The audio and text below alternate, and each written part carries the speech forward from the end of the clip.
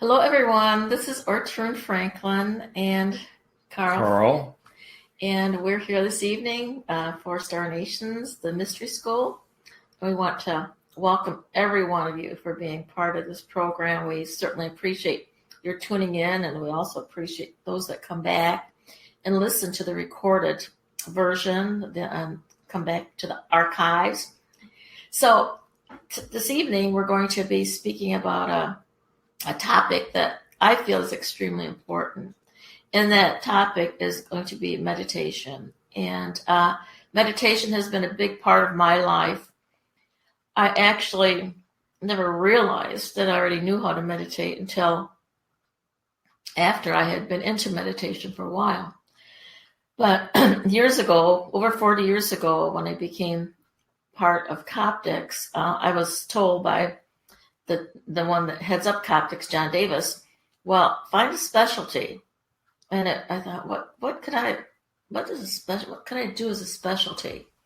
And then I realized, I thought, I can lead meditations. I think I can lead meditations. So it started quite slowly. So what I would first do in that whole arena would be, because of my lack of self-confidence at that time, is I would find a poem to start out with and then move into that and read it more in a meditative state.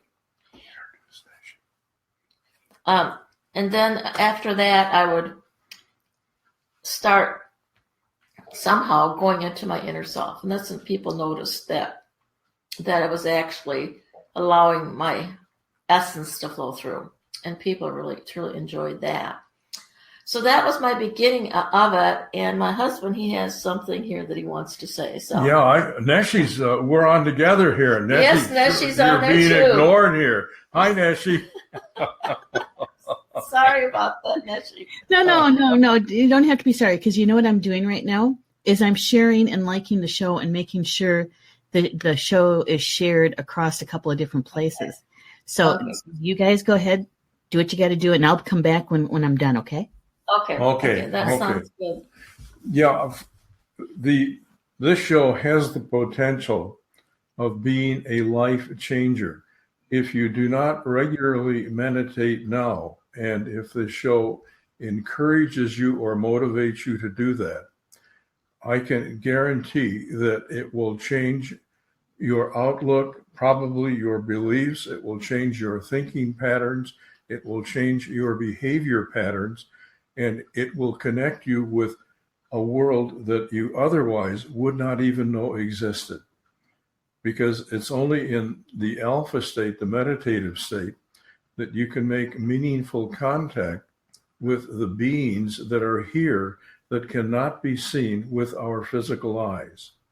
We live in a world that is far more complex and exciting and with so much more potential than our limited conscious mind can comprehend. So I would encourage you to take seriously this and consider incorporating this as a part of your daily routine. Well, I definitely agree with what Carl is saying. And if you look back in history, the sages, the masters, they all used meditation in order to connect, to go within. And what they did by doing that is it became such a part of them that they then were prototypes for us. They are walking within themselves, having both the heaven and earth. They were able to create heaven and earth because it allowed them to go into that space of love, peace, joy, goodness. They started to experience all of those aspects. They became enlightened. That was really the purpose, and is still the purpose of meditation. Meditation is the process of going within. Meditation comes from the Latin word actually of educere, and educere means educator. So when you go within and you meet with that universal aspect of yourself, that divine aspect within yourself, you meet that educator, the divine educator, the educator within. And the word education, interestingly enough, is ducere, which means a path or a duct. And so, in other words, you're tapping in, you are connecting with that divine educator, and that is then guiding your path to higher consciousness. So I think that is very self-explanatory.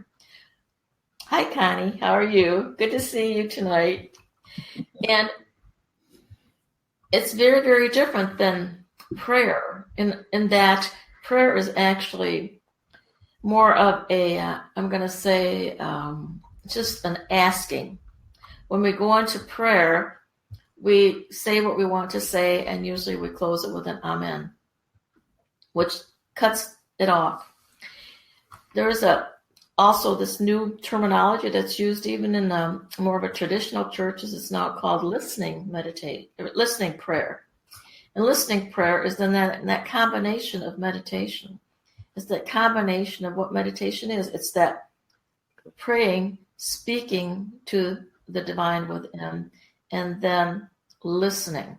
And that's the most important part, I believe, of the whole meditation process is the listening process. Because if you do that, then you do get that guidance from the divine aspect of self. Ashley, what are your thoughts? About meditation? I tell you what, I love it. I always have. My mother is the one that introduced us to meditation, and it wasn't in the formal sense. It was, I have 4 brothers, and 2 of them around my age. So whenever we were not behaving the way she wanted us to behave, especially when we were playing outside, she'd come out and she'd stop what we were doing, and she would place us around the yard where we couldn't look at each other, and we had to sit until she told us we could get up. And so that are my early days of learning how to sit and be quiet and dealing with the mind that's going all kinds of places. And after a while, being able to actually quiet that down and then notice what's going on around me, nature, and being quiet. And so that started my meditation very, very young. But and you're right, Carl, when you have a meditation in your lifestyle, not a practice, I don't call it a practice. When you have it in your lifestyle, you don't get as frazzled during the day. You know, you're a little bit more grounded and even throughout the day is what I find. So I love meditation.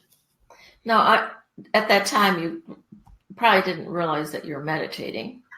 No, because I never realized that I was meditating earlier on either until I started really actually, meditating. And for me, it is a way of life. Mm-hmm. Because it just becomes, when you utilize that discipline, eventually it becomes so much a part of you that though you're in the meditative state most of the time, it's rare that you actually come out of that meditative state because you always have that connection. Mm-hmm. The divine ones, your angels, masters, guides, they are with you always anyhow, but by utilizing meditation, you've allowed them to communicate with you and to become a part of you. So they're there, they're around you all the time. And so the communication is very, very easy then. Right. And I liked what you said about the listening, because to me, meditation is one half of the conversation that you have with spirit. When we're in meditation and we're quiet, we're still, we're listening to them, our spiritual team. And when we're praying, it's our portion that where we're using our words, our desires, our wants, our needs to be expressed. And so we're talking and they're listening. That's kind of how I see it. In prayer, we're usually asking. Yes. Okay, I'd like to share some personal history, if I might take a couple of minutes. For yourself? Yes, sure. yes. I was a Lutheran minister, and while I was in the ministry, I got picked up a master's in psychology, And one of the professors talked a little bit about the subconscious. I mean, a little bit, like 15 minutes. And I made a resolution. I was going to do everything in my power to learn to use my subconscious and my conscious mind. I couldn't believe that God gave us both without expecting us to learn to use them. And in that degree program, I learned that the subconscious is far and away the larger part of our mind. And, why aren't we taught? Well, anyway, it wasn't 6 months later, a master came into my life. He had been a Jesuit monk most of his adult life. And for some reason, he left. And he was now earning his livelihood as a hypnotist in surgical theaters with patients that could not take anesthetics. So he was able to get people down to a very, very deep level so they didn't experience the pain. And anyway, he was in his 70s, never married, no children, kind of a lonely old fella. And he came and lived with us for a couple of months, and I got to be one of the best students he ever had. And anyway, that's when I began meditating. And almost immediately, instead of having to spend 20 hours a week preparing a sermon, I would read the lessons over several times and go into a meditative state and just, Father, what do you want these lessons to say to your people? And instantly, I would have the sermon title. I would turn on the dictaphone, and the sermon would come through me, not from me. And the insight into these lessons was much deeper than anything they ever taught in seminary or I had ever thought of. Okay. And that was like 45 years ago. And so I've been meditating on a regular basis ever since then. And what it's done for me, it's introduced me and put me in a contact and in communication with things that most people don't even know exist. The devas or the nature spirits, the angels that work with me, the higher aspects of myself, and the consciousness of being able to communicate with literally anything that you focus on in nature, and the ability to attract to yourself that you want or need, the ability to talk with the organs and the devas within my own body for healing purposes and so on. I mean, it opens up a whole panorama of things that our conscious mind and our five senses do not have the ability to connect with. Mm-hmm. And we naturally go through this meditative state, or I'm going to call it the alpha state. Something else I learned in my master's program is right now we're at about 22 brainwaves per second. And the subconscious mind does not surface until the conscious mind slows down to about 13 brainwaves per second. Then it slowly begins to surface. The further we slow the conscious mind, the more of the subconscious that surface until we hit 7 brainwaves per second. Then the conscious mind clicks off and we are asleep. But between 8 and 13, we're working out of the conscious and subconscious minds together. It's a state of ingeniousness, and it is the subconscious mind that can deal with all of these things that the conscious mind is totally unaware of. So to go into that state and to reach out and ask, but also to send energy out. So, okay, it's phenomenal. It is, as I say, it's a life-transforming thing to do. And I can't urge people strongly enough, try it. You might like it. Mm-hmm. Which brings me to the area where I have so many clients, or I have had over the years, that basically say, oh, I can't meditate. Mm-hmm. Or, I just don't have time to meditate. So what I try and get across to people is that it's not something that you have to do for half an hour or an hour. That you can take just a few moments, actually, even to meditate. And as Carl said, and most people don't recognize and realize that they actually are experiencing the meditative state 2 times a day, as they're going to sleep at night and as they're waking up. So that is the first place that they can start. That's the easiest place for them to start, is to start speaking and asking that those divine ones be with them. And then they can plan their day, or they can also plan their sleep so that they can have a better sleep and to be able to problem solve and all kinds of things in that sleep state. Mm-hmm. And have some wild out-of-body experiences while you're sleeping too. And I think that's a little bit more advanced, At first, you don't necessarily experience, all of that. But getting back to them, people probably have even meditated and they don't realize it. For instance, I know that I wasn't meditating. You didn't know you were meditating when you were sitting there still and getting in touch with nature. But that's meditation. It's a part of meditation. It's a way of getting into that space.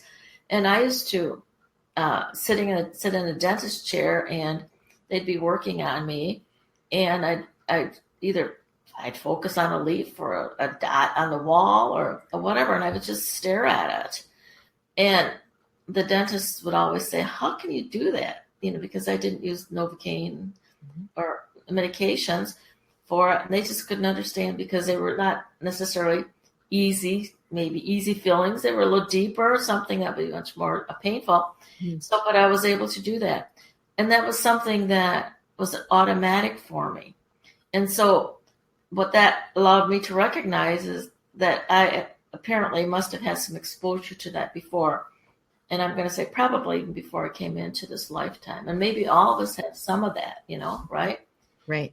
But but we are given that gift of being able to go into the silence, whether we recognize it or not. Now, as I mentioned before, I have so many individuals that have said to me, I can't meditate. And a large portion of that is because they can't quiet that mind or their brain. It's the brain part of their mind that they can't quiet. And and this can be a real problem for them. And beginners that are moving more into spirituality or into metaphysics, they may end up trying to change their habits and their patterns by utilizing affirmations. And really, even in the ancient ones, and even the teachings of the ancient ones now, they will have mantras that you can speak. But that's really only the beginning of the whole meditation process, because that's really to bore your mind is really what it's for, is so that because your mind is flittering all over, the brain is flittering all over the place. And by saying that mantra or that affirmation over and over again, it starts to settle in on just one thought, that focusing of thought. Mm-hmm. But if you take a moment and take a few deep breaths along with that, or do this kind of thing as you're going to sleep, it's so much more effective and so much more powerful. Because as Carl said, you are then utilizing that space where you're moving from the conscious into the subconscious mind. And if you're saying an affirmation or a mantra, it is going in much more deeply into your subconscious mind.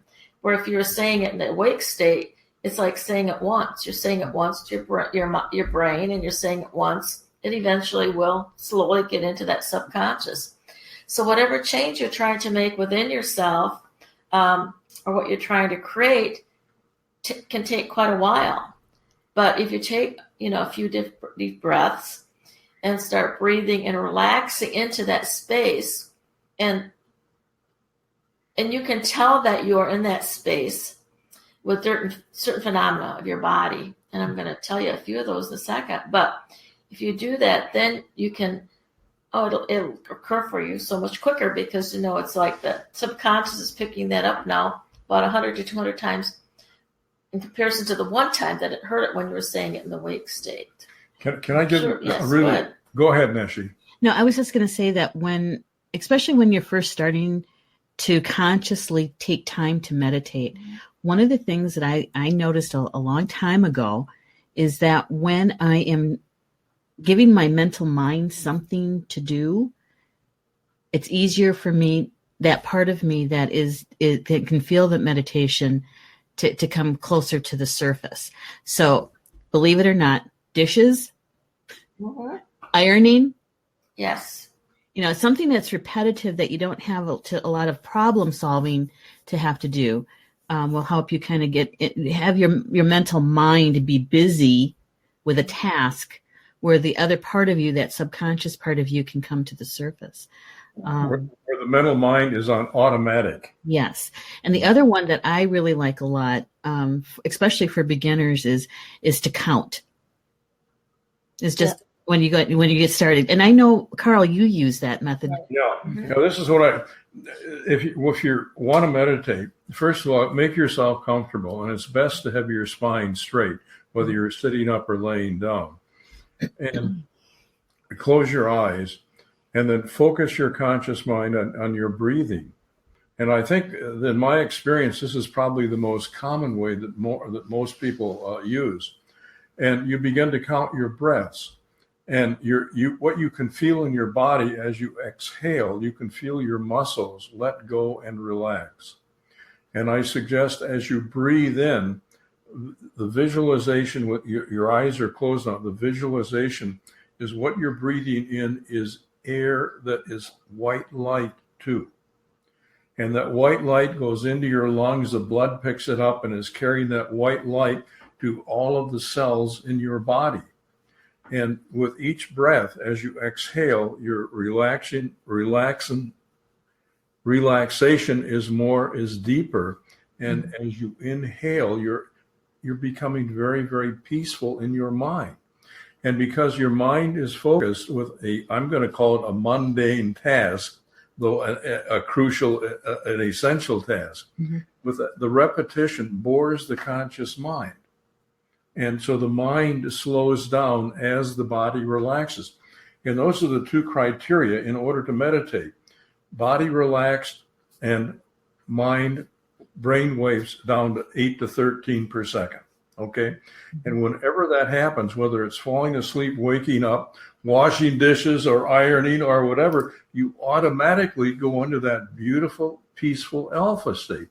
And in that state, you can do innumerable number of things. To pray in that state and also to ask questions and expect to get answers. It's tremendous. Hey, we don't need the computer or the encyclopedia. We can, it's all available to us. It's all in our mental cloud. Okay. Right. It's that universal educator that's there, that's within you, that's able to give you, those answers. So, but there are different levels. It depends on what you want to focus in on. And usually the beginner, and the only reason why I'm bringing this up tonight is because, we feel that when we are in this group that most of us have done this, and most of us are experienced meditators. But yet there are many, when I speak of that to people that have been in metaphysics for a long time, well, no, I don't really, I don't really meditate. I can't, I still can't meditate, and so on. And there's some fear of it. There's all kinds of things.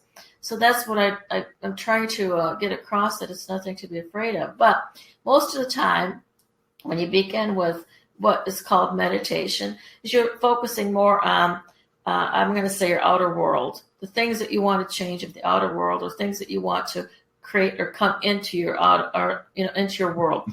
For instance, Carl's one of his examples always for me is he's had 99 cars. And his whole, tell them how you create that. You go into meditation and you visualize what it is you want and visualize what it is you're willing to give for it in terms of money. And I'm going to tell you a story of a garden tractor. We had a big yard, and we bought an old farmhouse when we first got married, and it was just too much to use with a push mower. So I went into meditation, and I think 3 different times, 3 different days, and I asked for a riding mower, and nothing happened for about a week. But then one morning, as I was getting in my car to go to work, they said, Voss. Now, an implement dealer about a mile from us, name was Voss. So I took a different route, and as I pulled into their parking lot, they were wheeling out the very tractor I had been visualizing that they had taken in on trade the night before. That's how it works. Mm-hmm. And that's the kind of power that you have if you believe it and are willing to do it. And that's very much another thing, is that to believe, to trust that this can happen for you. And I think he more quickly learned that than I did. So for me, it would take a little while. And what would happen with me is I would ask and put out, to the universe. I wasn't even talking about it like the universe back then. I would just put the thoughts out. And then it would really come to more like a time where I was mundanely doing my dishes, or when I needed the answer, or when, so that's what would happen for me originally, at the beginning, is it would pop in at some time when I would all of a sudden, oh, okay. But I got to the point where, I was a systems analyst for years, and the computer work can be quite hard. It's not only just analyzing and creating a system, but what we had to do that. Plus we had to do all the coding for it and then testing it, making sure that it works properly. And so sometimes even the coding can be hard for it to see, for it to work properly. And so I would you'd get frustrated. Many people would when they're stuck on something. And I would just finally just sit back and take a deep breath. And I'd say, okay, gurus of programming, be with me now. And then the answers would come just like that. It was a way of asking the ones that were working with me to assist. And the more and more that you do that, starting slowly, but the more and more that those things occur for you and you see results, the more that you will trust the process. And that's a large part of it, is trusting the process and knowing that you are actually being heard. It may not be the very first time at the beginning, but I really encourage people not to give up on it. But even if they do it just a very small period of time, when they stop, it's almost like there's something that falls and they're falling down into a pit again or something, because you don't even notice sometimes, because it's so subtle when you are getting into that process of meditating and starting to utilize it. It's like, I don't really notice anything. There's nothing going on here. But then when you stop, it's like, whoa, it's like you get slammed. So once you get into the process of doing that for a while, it's like you can't give it up. Yeah. You just recognize that this is something that is really, really a good thing for us to do. But Carl, he spoke about, and up to this point, we've spoken about the conscious mind. We've spoken about the subconscious mind, which is, the largest part of us. And most of the things that you begin with are more those, I'm going to say, in a sense, they're not mundane, but they're mundane because they're trying to make our life go better and, and so on. But then there's a point in time, and it usually doesn't happen for people right away, but maybe it does, depending on who you are and how spiritually inclined you are, is that you want to increase and become more connected with that higher aspect of self. So intention is very, very important. And so that's something to put out and to the ones that are around you, and that you're not even aware that are around you at that point, possibly. Because then when you start focusing more onto the spiritual aspect of these things, before, like I said, we were talking about a car or a tractor, or resolving an emotional situation that's going on within yourself, or a situation between, your husband and you, or whatever, things like that. But, or healing, that's a love. Those are all beautiful and lovely. But when you really desire to connect with that divine, as I call them, divine educator, that divine, so that you can receive that universal wisdom and understanding, and you allow yourself to go even deeper. And then there is that shift, because you've gotten to a space where you trust enough. There's a shift, and you move into yet what's called the superconscious mind. And that superconscious mind is that part of yourself where the I am presence, your higher essence, dwells.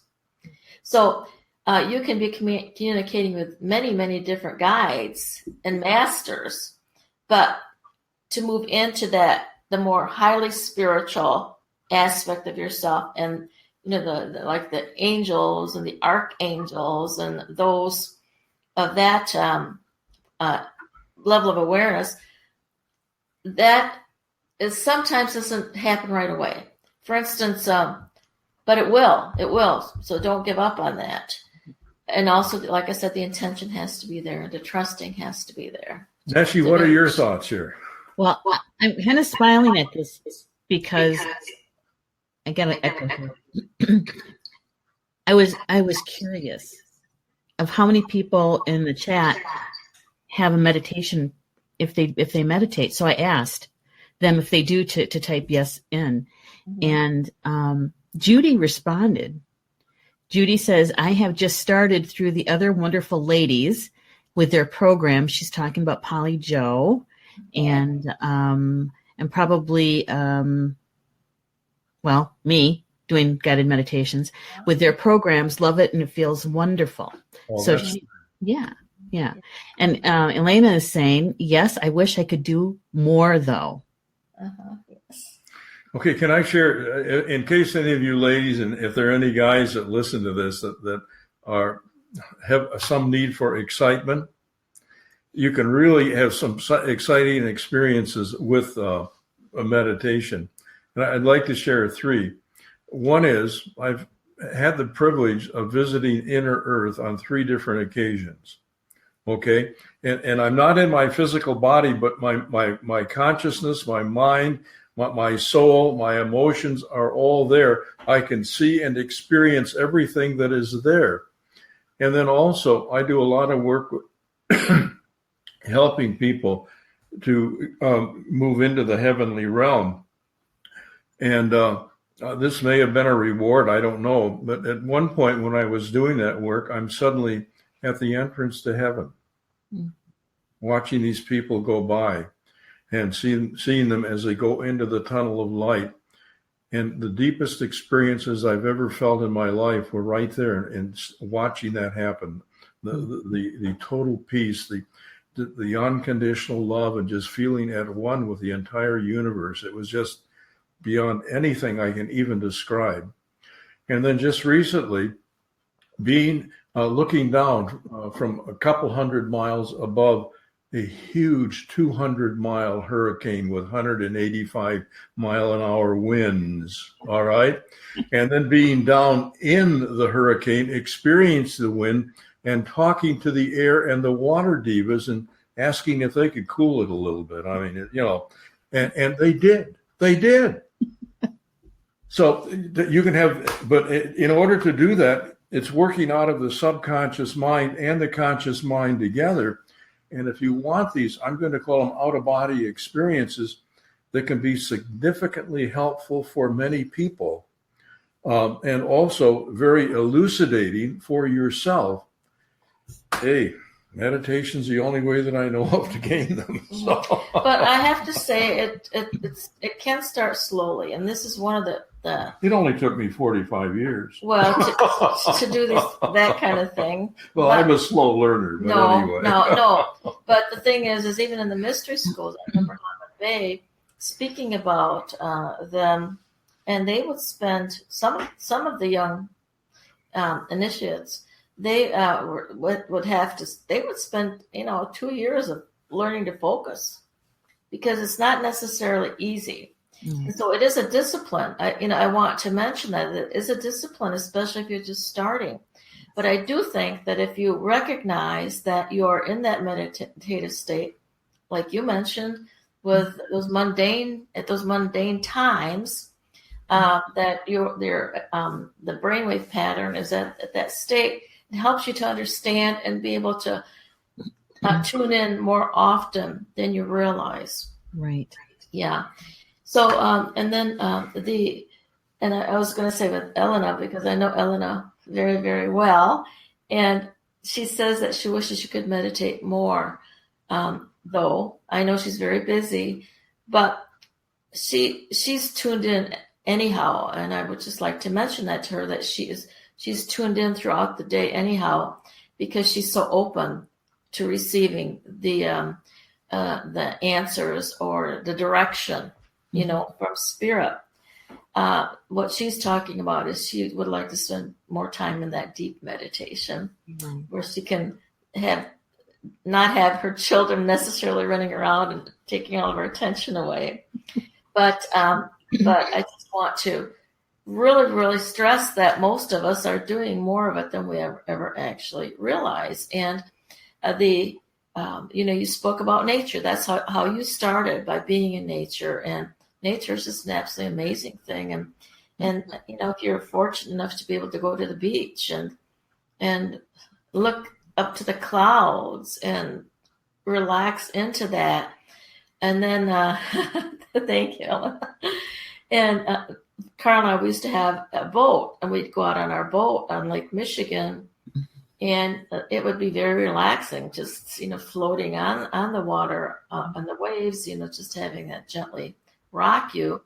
But I remember saying to Carl, and this is when he wasn't experiencing this at that time, and I said, can you see all that, the movement going on in the sky, in the sky? And you didn't.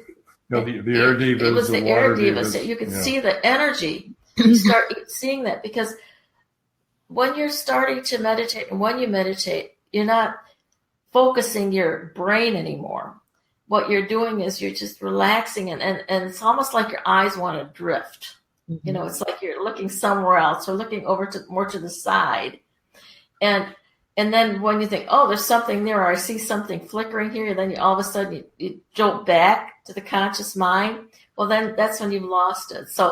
So when you start experiencing that kind of thing, because it's almost like you want to focus on it more, instead of doing that, relax into it, and you'll experience it even more and more. Yeah, your periphery vision is where you see these things, not your direct vision. Mm-hmm. Right. Yeah, they call that having soft eyes.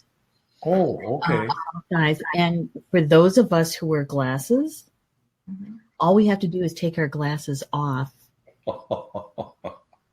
And we have soft eyes already, because usually, it's because we can't see very far. Our long distance eyesight isn't quite as keen. And so when we take our glasses off, we automatically have soft eyes.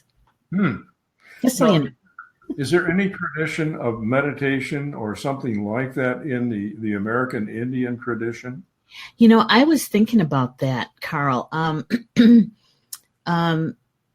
Some people confuse shaman spirit journeys, and I use that kind of a loose shaman when you're talking about Native Americans, because that's not our language. Many people confuse or don't know that you can be in a trance state without a drum. Because most people believe that in order to be in that trance state, that in-between state, is if you have a drum. And that's not true. My Misho, my grandfather, never owned a hand drum. On occasion, he'd use his cane on the floor, get the beat. But he used breath work more than he did the percussion sound. And that's how I learned, was with breath work. Okay. And so, over, you said 45 years, so I'm probably close to that, maybe 40, something like that, because I started quite young. When you have had this a part of your life, that it's a lifestyle, it doesn't take you more than a few breaths to get there. Yeah, right. Right. And that's one of the things that I also, wanted to bring up, is because, I've taught meditation for many years to, initiates, with Coptic Mystery School and also the ministers. And teaching them also how to guide meditations is to recognize that it doesn't really take that much.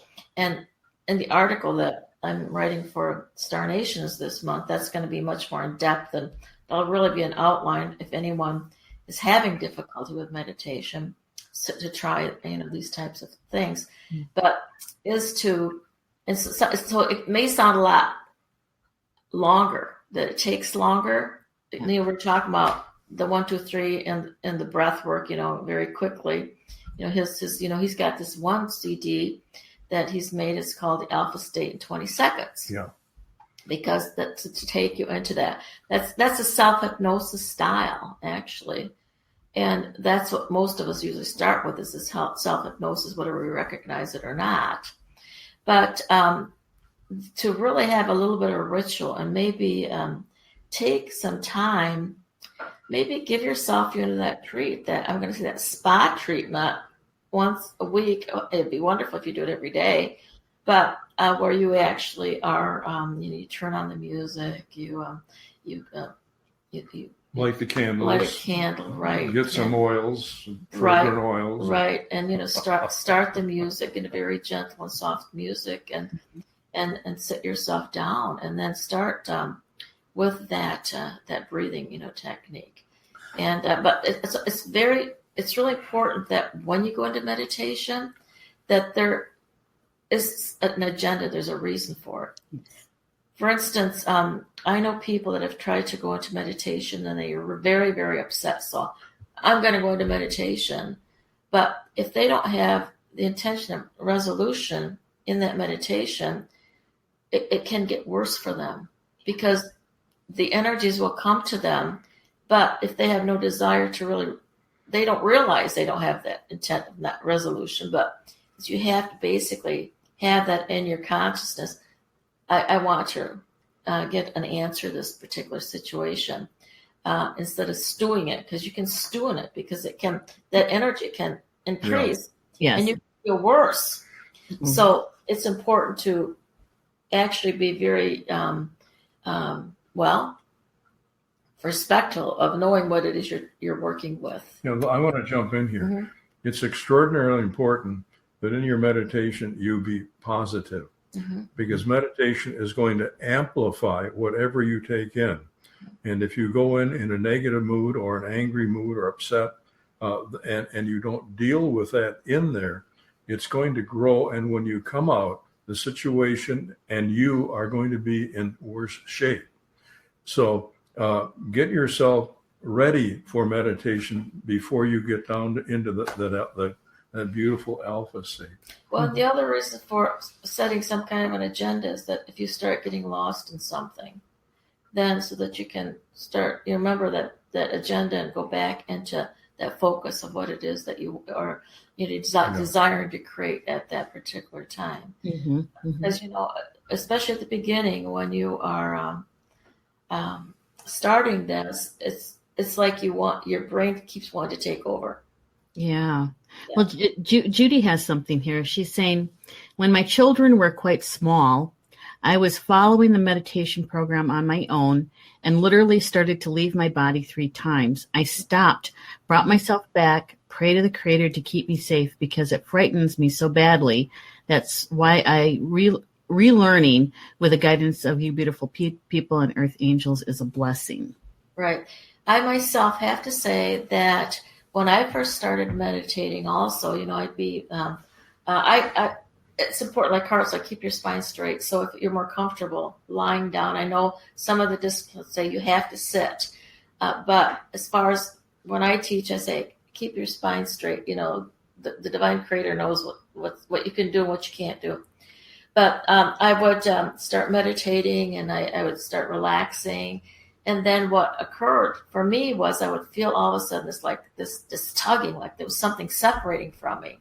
Mm. And I'm sure it was, my body, my astral body lifting itself off somewhat, and moving into the higher realms. But it would scare me also. It'd be frightening me also. And I would pull myself right back. Mm. And what I did, because I knew that I needed to go further. I needed to, for me, it was a recognition that I needed to trust. And so what I did is then, if that happened, I would then begin to breathe even deeper and deeper again to set that mode of my moving in and recognizing that I am safe. I'm being guided. And the more and more that let me release into that. And then it becomes very natural and easy to. Yeah, something that I want to add here that we've overlooked. Okay. When you first get down to level, protect yourself. And we all have, in my experience, we all have a body of spirit beings or angels and heavenly guides and higher aspects of ourselves and teachers. I refer to them as my spirit family. And whenever I go into meditation, I ask them to please build a protective bubble of light around me. And you can use your own imagery or terminology, but please ask for their protection. And the only thing that I allow to penetrate my bubble of light is that is for my highest good. So then I know that I am safe. And I will also ask them to, if I get off track, to guide me, to help me use that time in the way that is for the highest good, not only of myself, but of all that I might be meditating for. Mm-hmm. And to meditate for other people and to send them energy for healing or energy for relationships or whatever it is they might need, or energy for a job. You can help other people in their life more effectively with meditation than any other way that I know of. Mm-hmm. Yeah, and I think you touched something on there, Carl, about being safe and setting the parameters, your boundaries, right? Your however you want to call that, surrounding yourself with white light, with being grounded before you even start, to be connected to Grandmother Earth before you even start, and being protected. My grandpa, my Misho, used to always talk to me about self-discipline. Yeah. It's not your playground. That's not where you go to play. Mm-hmm. You're if you have a purpose, go in, do what you have to get done, and then come back. You're in a human body. You're meant to be here, not there. That's what he used to tell me. She mentioned going out of body and it frightening her. Yeah. If you are in a protected state and if you have asked for your spirit family for guidance, there is nothing to be fearful of. Go out of body then. Mm-hmm. It's okay. Yeah. But to do it without being protected, yes, I would not advise that at all. And that's, Judy, this is part of the reason why we utilize that, calling upon our angels, our guides, our masters, because we feel that we have spirit families to surround us with that bubble of protective light. So only light and love can dwell. Only light and love can penetrate. Right. Again, like I said, it's the trusting. But if you prepare yourself during the day when you're meditating, or if you prepare yourself just before you go to sleep, and we really recommend that, waking up, going back to sleep, because you're going through that meditative state, then you are surrounded with the ones that are protecting you, so that when you go into that sleep state or into that meditative state during the day, you will be led to what it is that you are meant to experience. Can you imagine, and this is something that both Ortrun and I do every day, as we're waking up, we go into meditation and we ask that we be guided and directed. And if you have something that you want to accomplish that day, we ask for the wisdom, the help, the guidance to accomplish it in a most expeditious and enjoyable way. Mm-hmm. Okay, so we feel that we're never alone. There's always help available, and there's no reason to become overwhelmed or I'm going to say even upset. And the more that, I'm going to say the more experience you have with, this worked fine, this was great, the more that you start to trust that whole process. Yeah, right. Trust. And that's a big part of it is the trusting that you are actually, I'm going to, see yourself being held in that, and, like comforted within a cloud, a cloud, and in the arms, even if if you want to picture it being, Christ, surrounding you and holding you in his arms, whatever allows you to feel comfortable and where you feel secure, it doesn't have to be what we're suggesting at all. You know what makes you feel comfortable. I've always felt very close to my guardian angels. Mm-hmm. And even from the time that I was small, I didn't realize, but I'd be walking, I'd babysit at night, and it'd be 2:30 in the morning, and nobody would give me a ride home. I'd be walking, and it could be a little frightening out there in the dark, walking, home. And I would have conversations going on right next to me. I knew there was somebody, there, and I would talk. The conversation was going back and forth. Now I know that I was actually speaking to my guardian angel. I know it now, but back then it was like something to still my mind so that I wouldn't be afraid. Yeah. So I do want to mention one other thing, is that when you are in meditation and there is something that's coming to you, and it's sort of, it seems like it's something disruptive, brush it aside, because, the mind keeps wanting to interfere. But I have to say that if it does keep coming back, there might be something there that you need to look at. Yeah. It depends on what area you're doing your meditations in. But if it's just, we have to protect ourselves because we're open to spirit. We're open to, whatever's out there. And I actually, at one point in time, in my work situation, I decided I'm going to start monitoring my thoughts. And I started, I was working, I'd be working away, and all of a sudden, these thoughts would come through my mind, not even words I would say. And all of a sudden, they're floating through my mind or my brain. And I thought, whoa, that's not me. Mm. So we do, there are things out there that come to us. That's why that protection is so important, and the recognition that those, that you are protected, and the acknowledgement, putting the intention out is a very, very big thing, to do that. And but again, like I said, do it slowly, and the more and more that you do it, the more relaxed you'll feel. Before we wind down, I do want to mention that oftentimes people, they don't know when they're in the meditative state. And just a few of the ways that you can recognize that you are in the meditative state. If you're sitting there and you're in a meditative state, and check and see if you can lift your finger. And if your finger's heavy and it just you don't seem to want to be able to lift it, that's an indication that you are in that alpha state, that meditative state. And there are sensations and people can be frightened away with these too, because they might start having flickering of the eyes, or they might experience some kind of tingling going on, or their body gets really heavy. So there are things of that nature that can occur, and it can scare them. It can, just frighten them off. There's something strange going on with me.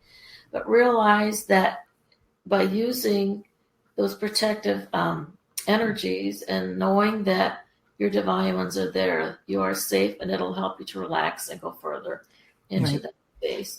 If you're going to do a meditation, because you are, right? I'll do it. Yeah, but I can do a short meditation. Well, no. You take as much time as you need. There's nobody behind us. Okay. So you can do however long you need. It's fine. Nessie, I want to share a story about Ortrun that I think can be helpful. Sure. She worked as a systems analyst, and she was working for a local school board. And this was after when we were first married. And after, I don't know, a couple of months, she was coming home in tears. The people there were so judgmental, so critical. And there were, 36 people in that department. And after coming home in tears for a couple of weeks, she made a decision. She said, I'm either going to change that place or I'm going to have to quit. And what she did is every morning in meditation, she would picture each of these individual 36 people in a bubble of light. And she would fill them, and she would fill their work area in light and love and joy. And she would also go into a light level when she was driving to work, doing the same thing. And after about 6 weeks, people began quitting. And after 6 months, they had dropped from 36 people to 18 people All of the work was being done. Nobody was working longer or harder. And the people that left were the ones that were the negative personalities. Mm-hmm.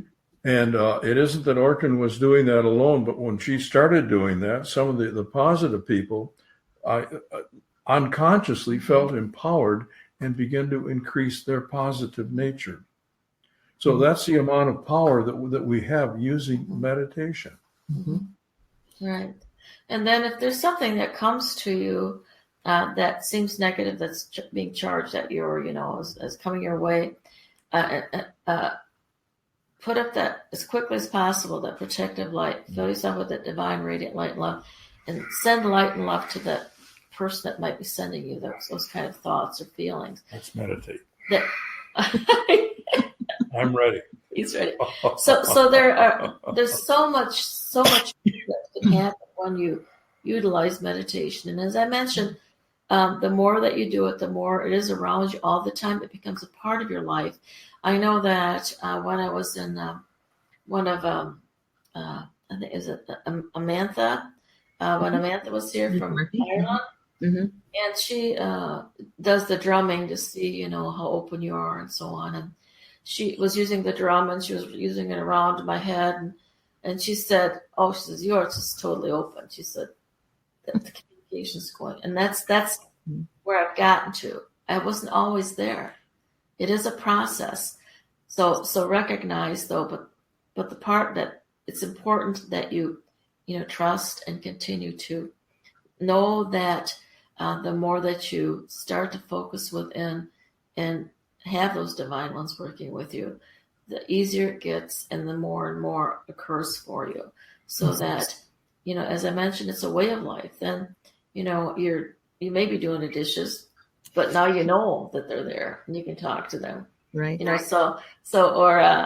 you've got a problem that you need to solve during the day. And so in your mind, you can just speak to them and they will help you.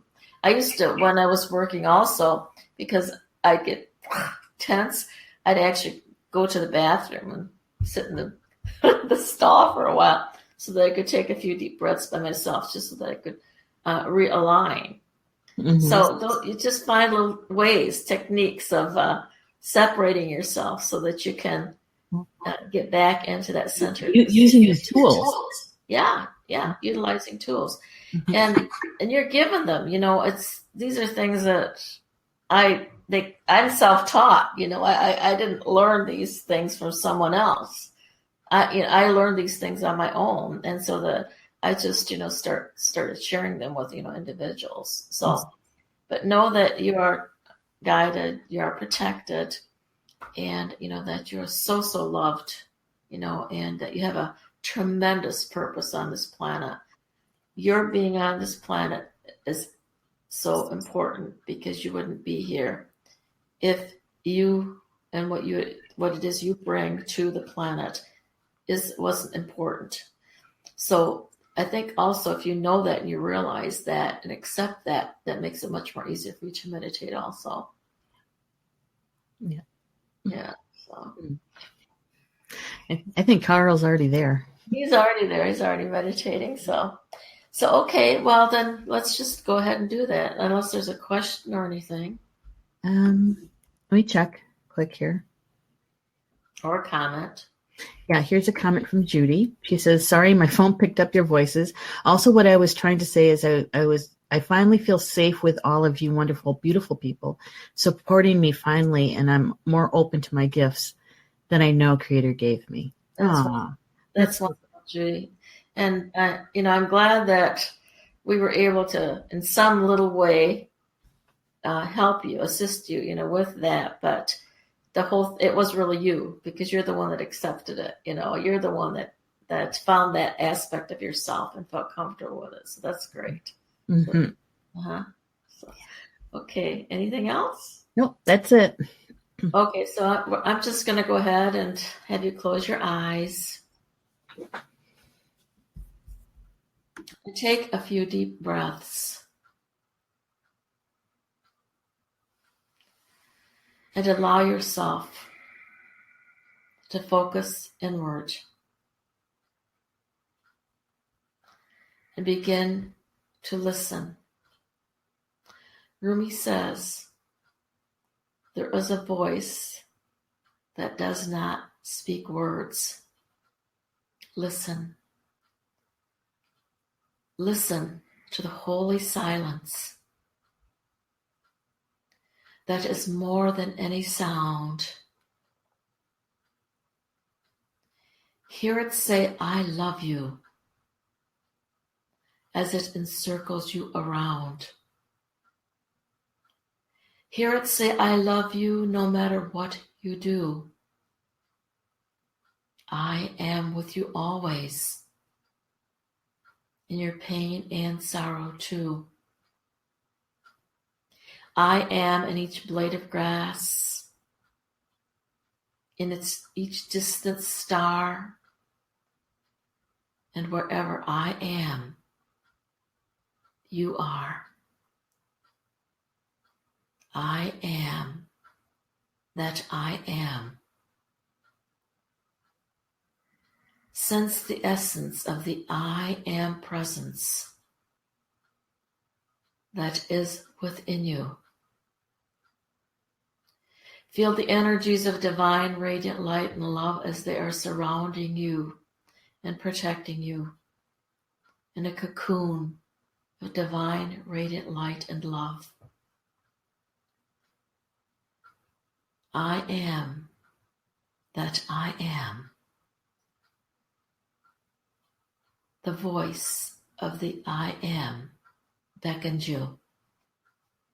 It beckons you to go within, deeper and deeper,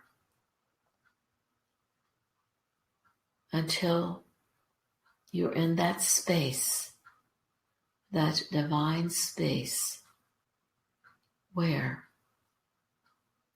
the divine educator of your being comes forth. And here in this place, whether it be in the forest or whether it be in a sacred temple, you look upon each other. You begin to walk towards each other, closer and closer. And as you are walking closer and closer, your eyes meet. They lock with one another. And there, as you look into the eyes of the I am that is before you, you recognize that this is the I am that I am. That divine one that is you. That divine essence that is you. Find yourself merging together with this divine essence, uniting wholly and completely with this part of yourself. And feel that love. Feel that essence of the oneness that is there, where there is no separation. There is no judgment. There is only the feeling of love, of peace, of joy, of goodness, of strength, of honor, of glory. The I am that I am. The I am that dwells within. Find yourself now, making yourself comfortable, sitting across from one another, And in this space, begin to ask questions. Questions that you have been seeking answers for.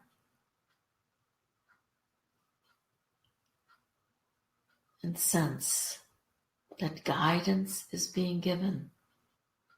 Answers flow freely. But most of all, you feel the light, the love, the peace, the joy, the oneness. And as you sit together and commune with one another, there is this divine radiant light and love that shines.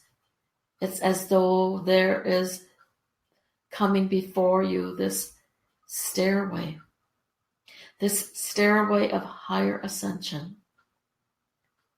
It is there manifesting before your eyes. And the I am of you and you yourself again find yourself merging together. Together, you begin to walk up this stairway of higher consciousness. It is surrounded by golden light, but each step also is permeating a color from it. So you experience as you're walking up this staircase, the yellows, the greens, the oranges, the violets, the indigos, the reds. They're all there, and you find them surrounding you. Feel their vibration. Feel the energy that they carry. You and your I am walk together hand in hand up this stairway of higher consciousness. Your mind begins to expand the higher and higher that you walk up this staircase. Your heart center is opened wide. Your third eye is opened wide. But yet you find yourself having connection to Mother Gaia. And these energies that you're experiencing are swirling up from the center of Mother Gaia. And they're swirling about and swirling around you. But as the higher that you get, you begin to sense energies starting to also spiral downward from the heart and mind of Divine Creator. And you continue walking further and further up this staircase. These energies of the heavens and of the earth are blended together in oneness. And as you are atop of this staircase, you step into yet another level of awareness and consciousness. You're taking your step up into the Milky Way galaxy. The Milky Way galaxy. The reflection of that which you are, for as above, so below. And you walk the spiral. You walk the spiral of the Milky Way galaxy with your I am presence and go even further. And you walk beyond this universe, moving on yet to another universe and yet another, for your eyes are being opened wider and wider. And your mind, your awareness is being increased for that which is of the wisdom and of universe is becoming a part of you. And so you see swirling around you the many galaxies, for you are part of them. You find yourself at one every direction that you look, with everything that you see, with every sound vibration that you hear. You are becoming at one. For you are now connecting with that divine aspect of the Creator that you are. And you find yourself blending together with the other aspects of the divine Creator. And there is no more separation here now. There is only a sense of love, a sense of peace, of knowing, of joy. And allow yourself to bask in this for just a moment. And as you're basking in this, sense the divine breath of Creator within you. Sense the heartbeat of the Creator within you. For you are united with all that there is. You have united with all that there is. Your mind has been expanded. You realize that you are all that there is. For you are part of Divine Creator God.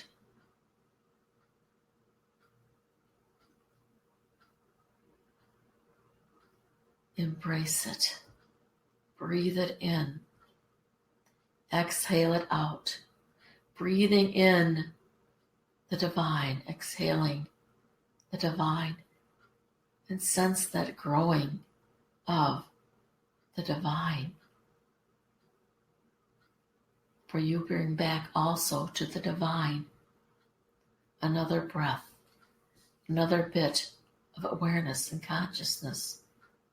The divine is forever growing and expanding.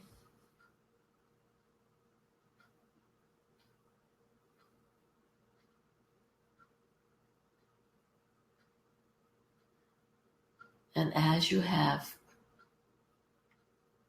taken rest in this space, realize that this is always a part of you. And as you do so, you begin to start focusing your mind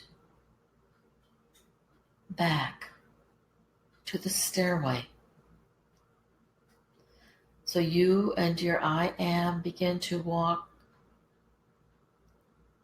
back from the universe which you visited, the galaxies. And you move back and step into the Milky Way. And you step on down into the stairway of higher ascension which you experienced. And you come down that stairway. And you and the I am presence of you begin to feel your feet back on the ground. Sense the swishing of that beautiful, beautiful dirt within your toes the beautiful soil, that rich soil of our planet, and find yourself bringing back your experience, your new awareness, the recognition of who it is that you truly are, that you are never alone, that you are part of the whole. Bring yourself back and find yourself now in that space within your heart, giving thanks, opening your eyes and looking around, experiencing the new world for you. You see it now through the eyes of the Creator that you are. So it is, and for so it shall be.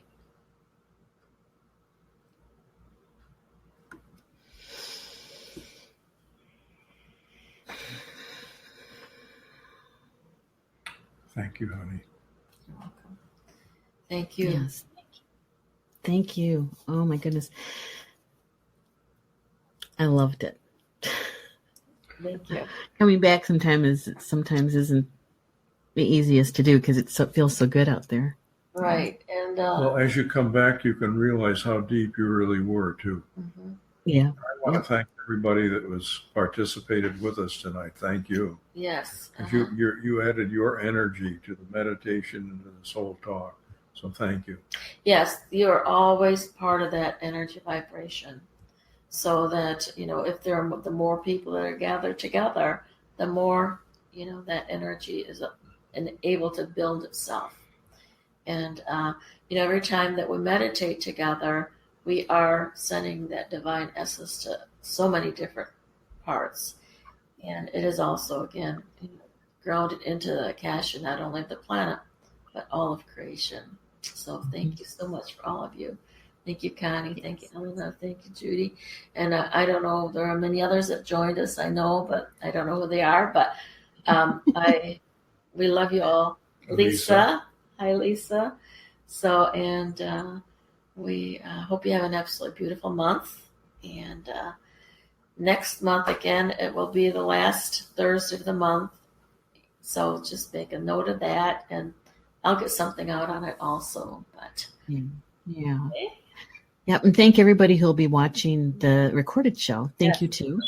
And if we can ask you to please like and share the show so that so many other people will be able to enjoy it too. So with that, thank you, Carl. Thank you, Ortrun, for this evening. Thank you, Nashi. Thank you, Nashi, for You're doing welcome. close to us. I mean, and we appreciate that. Oh, that's great. So, and with that, we'll see you all next month here for the Mystery School, the last Thursday of the month at 8 p.m. We want to say that those of you that are in the Grand Rapids area next month, the third Thursday of the month, we have our classes that are starting up, the Mystery True classes at our home. So for anyone that's in that area, you are more than welcome to come to our place. And if you need information, Our Spiritual Ascension is our site. So ourspiritualascension.com. So look us up, and if there's anything we can do for you, we'd be pleased to get with us. I'm going to put that in the comments, Okay. the website, so that people will have it. I'll get a hold of you. Thanks, Nick. Thank you again for everyone that was with us, and blessings, divine blessings to all of you. Blessings to you too. We'll see you next month. Thank you. Good night, everybody. Good night.